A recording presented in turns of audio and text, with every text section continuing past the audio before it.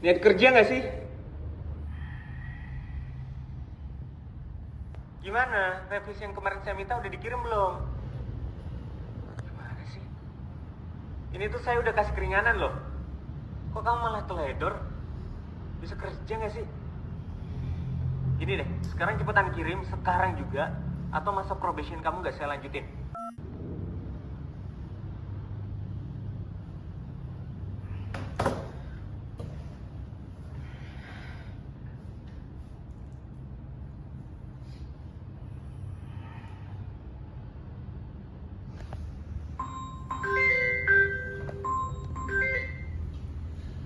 Halo, iya Pak, ini udah Furkon kirim kok Pak, maaf ya Pak. Halo nak, Furkon.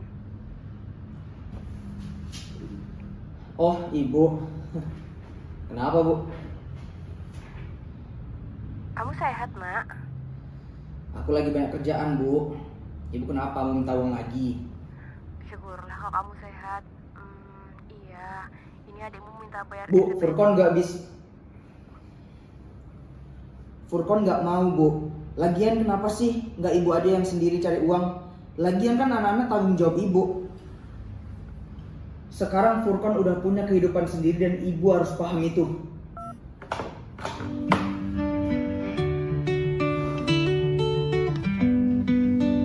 Bertambah dewasa, bertambah usia, bertambah juga beban dan pikiran. Apa sepertinya ku butuh hiburan. Makin lama bukan makin terhibur, makin lama malah makin terkubur. Ku berpaling mencari hiburan fana. Kini ku tersesat dalam gelap gulita. Setiap malam ku menyesal, berjanji besok mulai berubah. Tapi nyatanya ku ulang lagi dan lagi tanpa menyesal. Pulang-pulanglah, pintu ampunan terbuka, tiada batasnya. Pulang-pulanglah sebelum terlambat tiba. Tak peduli seberapa jauh kau pergi, tak peduli seberapa besar dosamu ini, karena yang jauh boleh pulang.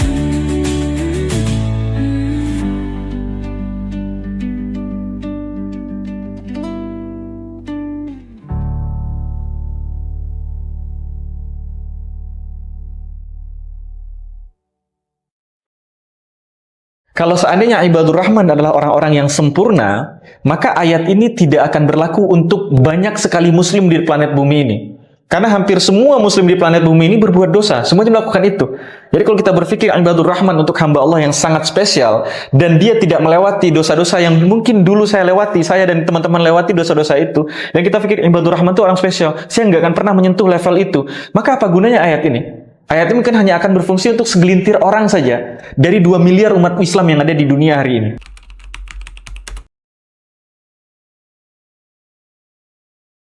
Bismillahirrahmanirrahim. Assalamualaikum warahmatullahi wabarakatuh. Alhamdulillahirabbil alamin, wassalatu wassalamu ala asyrafil anbiya'i wal mursalin wa ala alihi wa ashabihi wa man ittaba'ahum bi ihsanin ila yaumiddin. Amma ba'du. Teman-teman Taubaters yang saya muliakan, alhamdulillah kita berjumpa di pertemuan perdana kita. Pertama kita bersyukur pada Allah. Allah berikan kita kesempatan untuk bertemu dengan bulan yang diberkahi. Artinya di dalam bulan ini ada banyak keberkahan.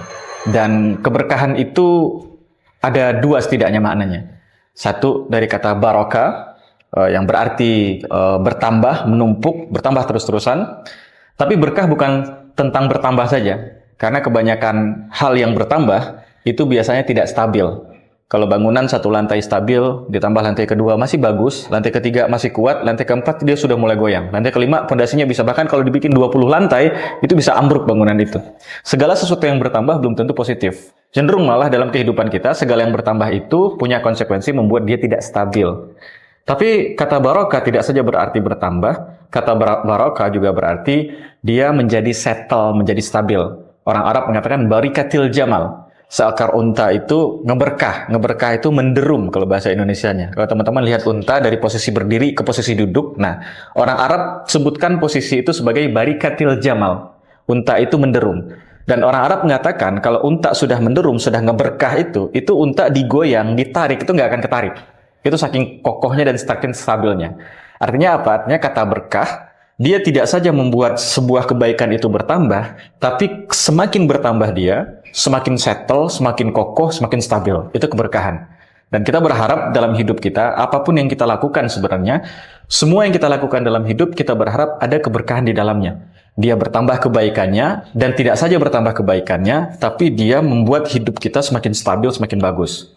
Misal, kita mengilmui hari ini, kita belajar hari ini. Ilmu bertambah. Dan ketika ilmu bertambah, dia punya konsekuensi. Konsekuensinya apa? Ketika ilmu bertambah, maka amal kita juga harus didukung. Kalau ilmu itu berkah, dia tidak saja bertambah kebaikannya, tapi semakin bertambah ilmu itu, hidup kita makin menjadi stabil, pikiran kita makin menjadi seimbang, karakter kita makin menjadi kokoh. Itu yang berkah itu. Dan kalau kita mulai dengan satu kebaikan saja, dan kebaikan itu, aktivitas itu disentuh oleh berkah dari Allah Ta'ala, maka kebaikan itu akan bertambah. Dan kita nggak tahu ujungnya sampai kemana. Dan semakin dia bertambah, hidup kita jadi semakin baik, semakin rapi, semakin settle, semakin stabil, semakin kokoh. Itu keberkahan. Dan insya Allah dalam kurang lebih 20 hari ke depan, teman-teman, kita akan membahas, mengaji bersama-sama, memperdalami, menseriuskan lagi kajian kita. Dan saya ajak teman-teman semuanya, kalau kita masih belum serius ngaji, ayo kita sama-sama ambil posisi yang serius, karena kita berharap berkah dari Allah, dari melalui bulan Ramadan ini, melalui aktivitas kita. Silakan berwudu dulu, di pause dulu videonya, mangga silakan, kemudian wudu, kemudian duduk, kemudian kalau perlu mencatat, karena itu bagian dari maksimum effort kita dalam menuntut ilmu, yaitu dengan mencatat. Maka semoga dengan itu Allah limpahkan banyak keberkahan dalam aktivitas kita. Teman-teman yang saya cintai, insya Allah kita akan bertolak pada firman Allah di dalam surat Al-Furqan. Kita akan berangkat dari ayat yang ke-70 dan ayat yang ke-71. Firman Allah apa? Kata Allah, izinkan saya bacakan dulu. A'udzu billahi minasyaitonir rajim. Bismillahirrahmanirrahim. Illa man taba wa amana wa 'amila 'amalan shalihan fa ulaika yubaddilullahu sayyi'atihim hasanat wa kana Allahu ghafurur rahima. Wa man taba wa 'amila shalihan fa innahu yatubu ila Allahi mataba. Shadaqallahul azim. Kata Allah di dalam surat Al-Furqan, illa man taba, kecuali dia yang bertaubat, wa amana, dan beriman, wa amila amalan salihan, dan beramal soleh, melakukan action, taking action, bekerja, berkarya, faulaika, maka mereka inilah yubaddilullahu sayyiatihim hasanat, orang-orang yang Allah akan ganti semua keburukan mereka dengan hasanat, dengan banyak sekali kebaikan. Wa kana Allahu ghafurur rahima, dan adalah Allah Maha Pengampun, lagi Maha Penyayang, lagi Maha Mencintai, lagi Maha Menjaga.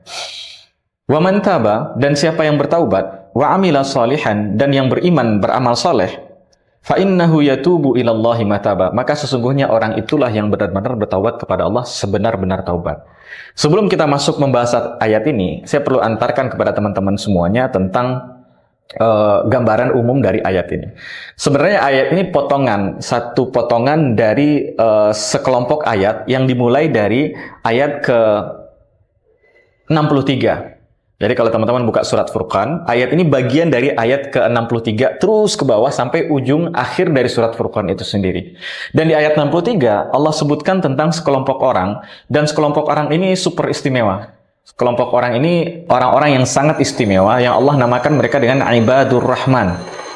Kita tahu kalau orang disebut dengan ibadullah atau abdullah, menjadi hamba Allah saja, itu istimewa. Sampai ulama mengatakan, wa mimma zadani farhan wa tiha wa kittu bi akhmasi ata'ath thuraya dukhuli tahta qawlika ya ibadi wa an sayyarta li ahmadan nabiyya. Kata ulama itu, wa mimma zadani farhan wa tiha, di antara hal yang menambahkan kemuliaan, kebanggaan, kebahagiaan pride bagiku. Nah, ini kita kan nggak boleh ngambil pride, nggak boleh sombong dan lain sebagainya. Tapi ulama mengatakan hal yang membuat saya menjadi bahagia, menjadi sangat bangga, itu karena apa? Waqittu bi akhmasi ata'us suraya. Kata ulama, dan bahkan saking bangga dan bahagianya saya, hampir-hampir itu akhmasi, telapak kaki saya atau suraya hampir saja meminjakkan bintang-bintang yang ada di angkasa. Ini saking melambung tingginya. Jadi kalau para ulama itu membuat syair, membuat puisi, wah itu luar biasa. Dan beliau mengatakan di antara hal yang membuat saya sangat bahagia dan sangat bangga, saking bahagianya saya sampai-sampai telapak kaki saya itu menginjak bintang-bintang yang ada di angkasa. Apa yang membuat saya bahagia? Dukhuli tahta qaulika ya ibadi. Masuknya aku di dalam ucapanmu, ya Allah, ya ibadi. Ketika Allah mengatakan ya ibadi, wahai hamba-hambaku, aku termasuk dalam kelompok itu sudah membuat aku sangat bahagia dan sangat bangga. Wah, itu sebuah kehormatan tersendiri. Wa ansayyartali Ahmadan nabiyya, dan bahwa engkau berikan untukku Muhammad sallallahu alaihi wasallam sebagai seorang nabi. Jadi kebanggaan buat kita menjadi umat yang Nabi Muhammad sallallahu alaihi wasallam, dan sebuah kebanggaan istimewa bagi kita ketika Allah mengatakan ya ibadi, wahai hamba-hambaku, dan kita termasuk dalam hamba-hamba Allah itu.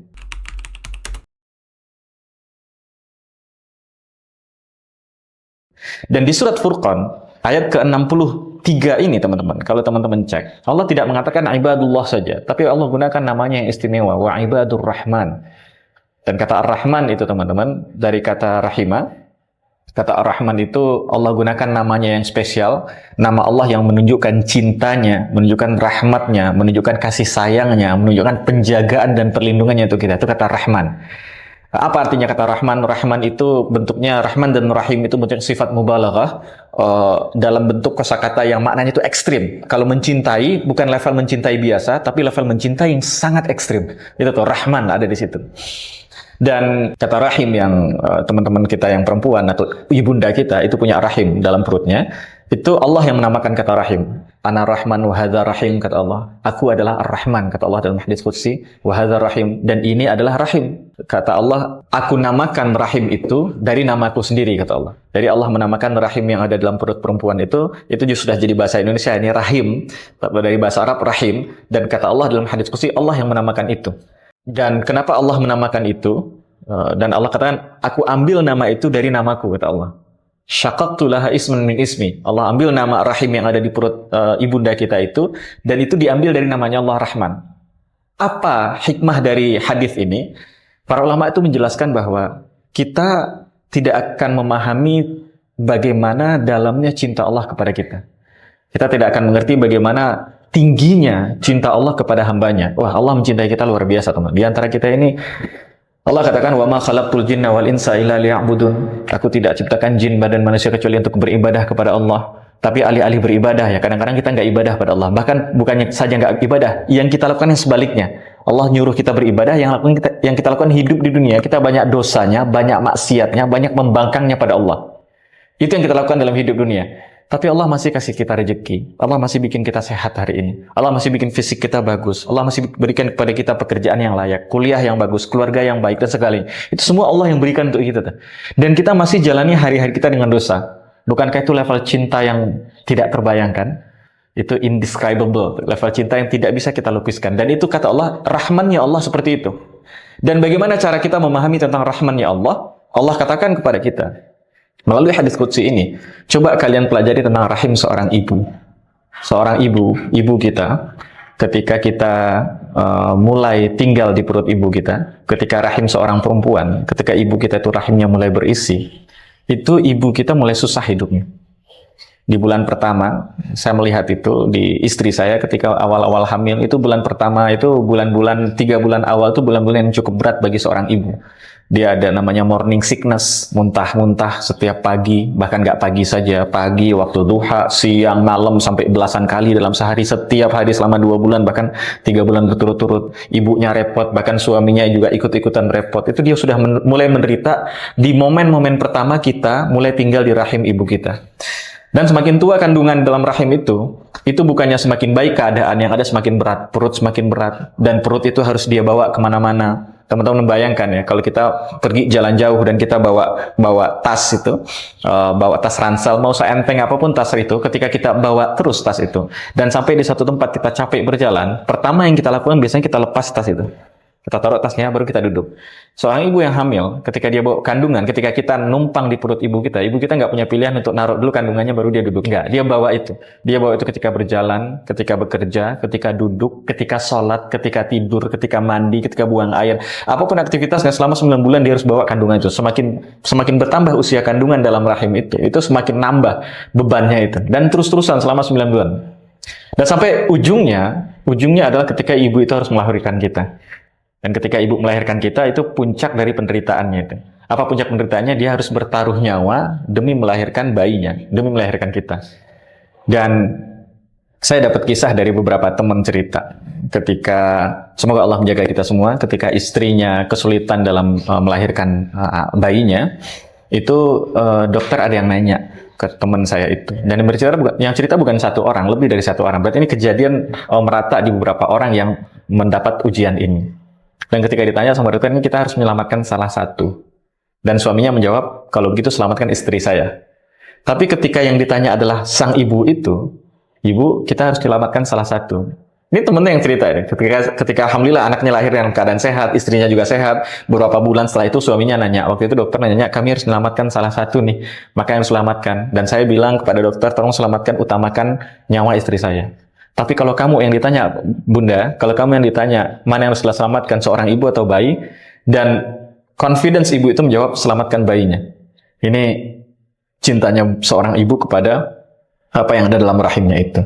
Dan ketika sang bayi lahir, dari semua penderitaan yang beliau derita, yang beliau alami selama 9 bulan itu, ketika kita lahir, ibu itu, kita lahir menangis, ibu itu akan memeluk bayinya, dan kalaupun seorang ibu itu menangis menatap bayinya, itu bisa dipastikan, itulah tangis bahagia. Seorang ibu sangat bahagia dan sangat mencintai. Dari semua orang yang ada di planet bumi itu, cintanya nomor satu ada pada orang yang selama 9 bulan itu menyakiti perutnya, menyakiti fisik, dan bukan saja fisik, bahkan psikisnya juga tersakiti ketika dia hamil itu. Dan cintanya paling tinggi ada kepada bayinya itu. Gue tunjukin kalau kamu nanya tempat ngaji asik. Belajar gampang, baca Quran pun jadi lebih tartil. Ngajilah.id jawabannya. Daftarnya tinggal buka link di bio. Tinggal klik aja.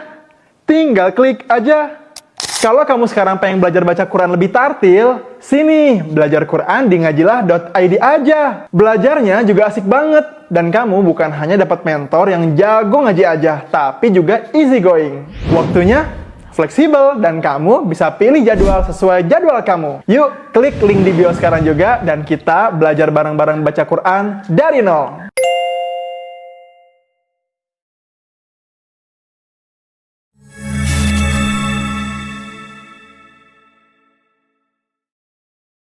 Gue tunjukin kalau kamu nanya tempat ngaji asik. Belajar gampang, baca Quran pun jadi lebih tartil. Ngajilah.id jawabannya.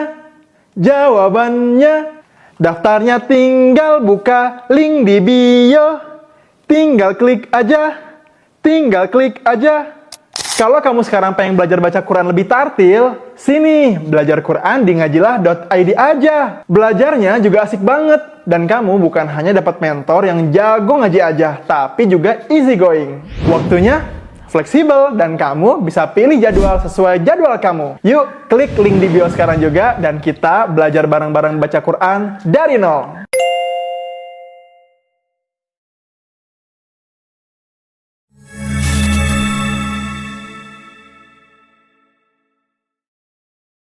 Nah, di hadis tadi yang saya katakan, hadis qudsi itu, seolah-olah Allah menggambarkan kepada kita, mengajarkan kepada kita, kalau engkau membayangkan tentang rahmatnya Allah kepada kita, engkau tidak akan pahami. Sekarang coba bayangkan tentang rahmatnya seorang ibu kepada bayi yang menumpang dalam rahimnya selama sekian lama, dan merusaknya, menyakitinya, fisiknya, bahkan psikisnya, dan ketika lahir, ibu itu tidak berkurang sedikit pun cintanya kepada bayinya.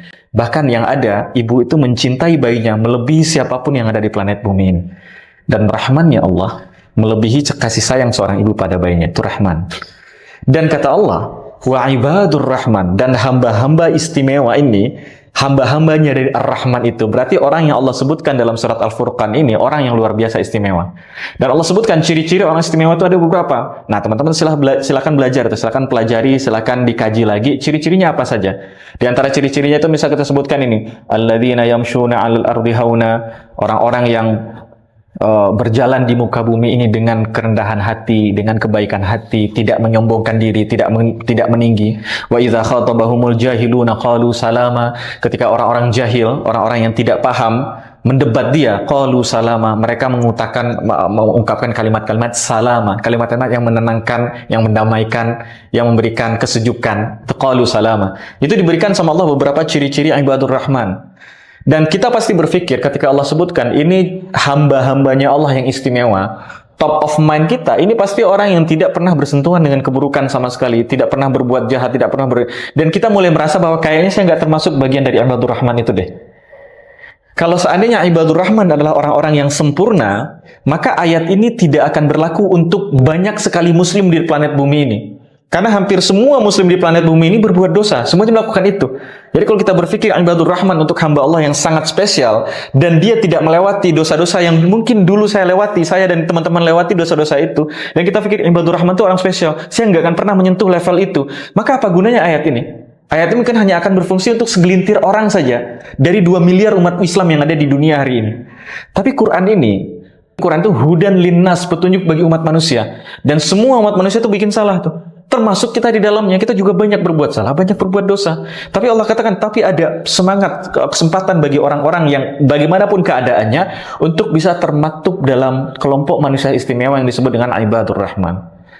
Dan bagi kita, fokus kita hari ini teman-teman, insya Allah dalam 20 hari ke depan adalah ayat ke-71, ayat yang ke-70 dan 71 dari surat Al-Furqan ini, fokus ke ayat yang 70 itu. Dan Allah mengatakan, di ciri-ciri ibadur Rahman ini, mungkin kita mengatakan, waduh, kalau orang yang sama sekali tidak sombong, wah, kalau saya tuh kadang-kadang suka keceplosan mendebat orang. Kayaknya saya nggak kuat untuk itu. Kemudian Allah katakan juga, walladzina yabituna lirabbihim sujjadan wa qiyama. Orang-orang yang menghabiskan waktu malamnya itu untuk Tuhannya, untuk Rabbnya, sujjadan wa qiyama, dengan qiyamul lail, dengan bersujud, dengan berdiri, berdoa, minta pada Tuhannya ketika di malam hari melakukan qiyamul lail. Wah, kalau itu kayaknya agak berat ya. Saya kerja shift 3 dan sebagainya. Kita nggak masuk di sana. Kemudian masuk walladzina yaquluna rabbana srif anna azab jahannam. Orang-orang yang berdoa kepada Allah ini, ya Allah jauhkan kami dari azab jahannam. Inna azabaha kana gharam. Azab jahannam itu sangat mengerikan ya Allah. Kami berlindung dari itu ya Allah. Innaha sa'at mustaqarran wa muqama, itu seburuk-buruk tempat menetap untuk sementara itu sangat buruk tuh jahanam. Semoga Allah menjaga kita dan keluarga kita semuanya. Wa walladzina idza anfaqu lam yusrifu wa lam yaqtur. Allah sebutkan semua ciri-cirinya sampai Allah sebutkan di ayat ke-68. Ciri-ciri ibadur Rahman adalah walladzina la yad'una ma'allahi ilahan akhar. Dan orang-orang satu yang tidak minta kepada selain Allah, atau dia meminta kepada Allah tapi dia berharap juga kepada selain Allah, atau dia menyembah Allah dan dia juga menjadikan ada Tuhan lain selain Allah, berbuat syirik. Satu itu orang yang tidak berbuat syirik. Wala yaqtuluna nafsa, dan orang yang tidak membunuh manusia. Ini ibadur Rahman, di antara ciri-cirinya adalah satu, dia tidak berbuat syirik. Yang kedua, dia tidak membunuh. Kemudian yang ketiga, wala yaznun, dan dia tidak berzina. Dan Allah mengatakan, wa may yaf'al dzalika yalqa athama. Wa may yaf'al dzalika yalqa athama. Dan siapa yang melakukan 3 itu dia melakukan dosa, kata Quran. Artinya ibadur Rahman itu, kalau orang melakukan salah satu dari 3 ini, ma'adzallah, semoga Allah menjaga kita dan keturunan kita semua. Tapi kalau ada orang melakukan 3 ini, yalqa athama, dia berdosa. Dan kata Allah lagi di ayat berikutnya, yudha'af lahul azab, dilipat gandakan baginya azab. Semoga Allah lindungi kita dari azab ini. Yaumal qiyamah, di hari kiamat, wa yakhlud fihi muhana, dan mereka kekal di dalamnya. Ada 3 dosa, teman-teman. Syirik, mungkin dalam level tertentu kita melakukan syirik kecil, membunuh manusia. Dalam level tertentu mungkin kita tidak membunuh orang, tapi kita mengkerdilkan namanya, membusukkan citranya, menjelek-jelekkan dia, melakukan ghibah yang dia tidak perbuat itu, atau mungkin mengungkap keburukannya. Betul dia lakukan itu, tapi buat apa kita ungkap keburukannya ke publik? Mungkin kita melakukan itu. Atau wala yaznun, kita berbuat, ma'adzallah, semoga Allah menjaga kita, ada yang berbuat zina. Dan jika kita berpikir, saya nggak bisa masuk tuh ke dalam bagian itu, ayatnya belum selesai. Kata Allah, orang-orang itu ini udah puncak puncak keburukan ya teman. Syirik itu kejahatannya itu orang itu melawan Allah. Kemudian ketika dia membunuh manusia, itu udah kejahatan tertinggi pada manusia. Orang bisa menzalimi orang, tapi kalau ada menghilangkan nyawanya, itu udah kejahatan tertinggi itu. Pembantaian, pembunuhan yang dilakukan oleh Israel terhadap masyarakat Palestina itu kejahatan tertinggi yang manusia lakukan kepada manusia lainnya. Satu, kejahatan kepada Allah. Dan Allah Maha Suci, Allah sama sekali tidak dijahati. Allah Maha Suci, Allah tidak butuh dengan syukur dan sebagainya. Kita berbuat zalim apapun sama sekali tidak akan mengurangi kemuliaan Allah. Tapi masalahnya di orang yang berbuat syirik itu, dia berhadapan-hadapan dengan zat yang maha agung itu. Yang kedua, orang yang melakukan kejahatan kepada sesama manusia, ini kejahatan tertinggi yang mungkin kita lakukan kepada manusia adalah dengan menghilangkan nyawanya. Dan yang ketiga adalah seburuk-buruk perbuatan jahat dalam sosial masyarakat, asusila atau fahisha, itulah zina. Dan tiga-tiga ini kalau dilakukan, Quran mengatakan itu adalah dosa. Dan tidak tanggung-tanggung, Allah mengatakan dilipat gandakan azab baginya pada hari kiamat dan dia kekal dalam neraka itu.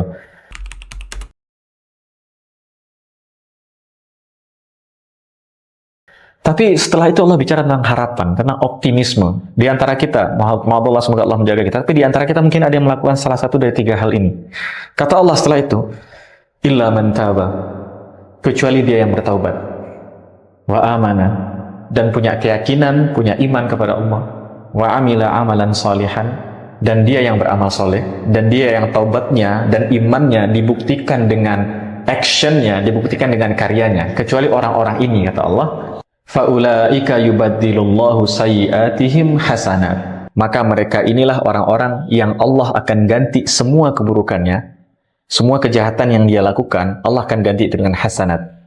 Kemudian Allah kata, wa kana Allahu ghafuran rahimah, dan adalah Allah ghafur dan Allah itu rahim.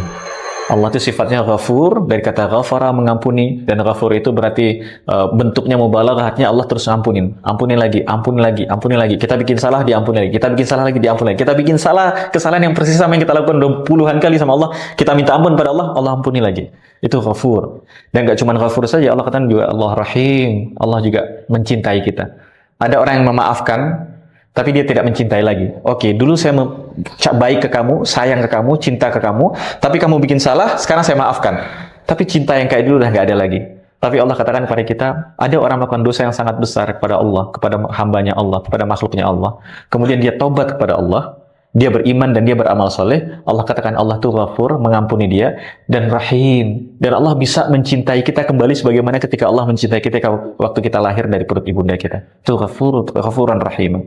Allah tegaskan lagi, wa man taba wa amila salihan, dan bagi orang yang bertaubat dan beramal soleh, taubatnya berbuah pada karya, ada action yang dia lakukan. Kata Allah, fa innahu yatubu ilallahi mataba, maka sesungguhnya orang-orang ini yang beneran taubat kepada Allah sebenar-benar taubat. Teman-teman yang saya cintai, insya Allah selama 20 hari di awal Ramadan ini, kita akan menggali 3 poin penting dari ayat ini. Satu, Allah mengatakan, illa, kecuali orang-orang yang melakukan kesalahan itu, dan mungkin kita melakukan kesalahan itu dalam level tertentu, dalam proporsi tertentu, dalam persentase tertentu, dan harapan itu masih ada. Bagi kita yang pernah melakukan 3 hal ini, atau mungkin pernah melakukan 3 hal ini dalam level yang rendah. Satu, berbuat syirik pada Allah. Yang kedua, membunuh manusia. Dan yang ketiga, berbuat zina. Semoga Allah menjaga kita dan keturunan kita dari perbuatan ini. Tapi siapapun kita yang pernah melakukan ini, kata Allah, jika dia bertaubat, beriman, dan beramal soleh, Allah bisa jadikan sebanyak apapun keburukan yang dia lakukan, ada satu gunung isinya kejahatan dan maksiat dan keburukan semua dia lakukan. Kata Allah, Allah bisa yubaddilullahu sayyiatihim hasanat. Allah akan ganti satu gunung kejahatan itu, Allah tidak hapuskan, tapi satu gunung kejahatan itu Allah jadikan satu gunung kebaikan. Itu ghafur, rahimnya Allah. Itu cintanya Allah. Dan insya Allah dalam 20 hari ke depan, teman-teman, kita akan bahas 3 poin penting ini. Taubat, iman, dan amal soleh. 3 ini tidak terpisahkan, karena Allah mengatakan kecuali 3 hal ini. Taubat, iman, dan amal soleh. Ulama menjelaskan di ayat berikutnya hanya taubat dan amal soleh saja. Kenapa? Karena ini ayat yang membahas kepada orang-orang yang memang sudah punya iman. Jadi poinnya taubat dan amal soleh. Dan insya Allah dalam 20 hari ini kita akan fokus membahas apa itu taubat. Bagaimana menjalani taubat. Bagaimana kalau saya berbuat dosa menyelesaikan seperti apa. Bagaimana menyelesaikan urusan saya dengan Allah seperti apa. Dan bagaimana iman itu sebenarnya apa maksudnya. Dan amal soleh itu seperti apa. Dan semoga Allah tutup hidup kita, hayat kita, Allah akhiri semua karir kita di dunia ini, dan Allah masukkan kita ke dalam orang-orang yang Allah kelompokkan sebagai ibadur rahman. Demikian teman-teman semuanya, insya Allah kita akan bertemu besok. Wassalamualaikum warahmatullahi wabarakatuh.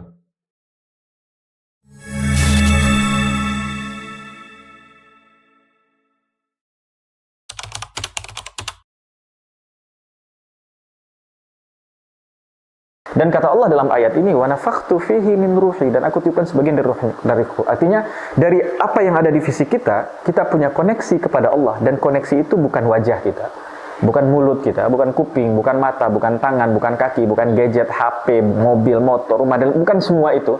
Tapi yang terkoneksi dengan Allah itu subhanahu wa ta'ala lah.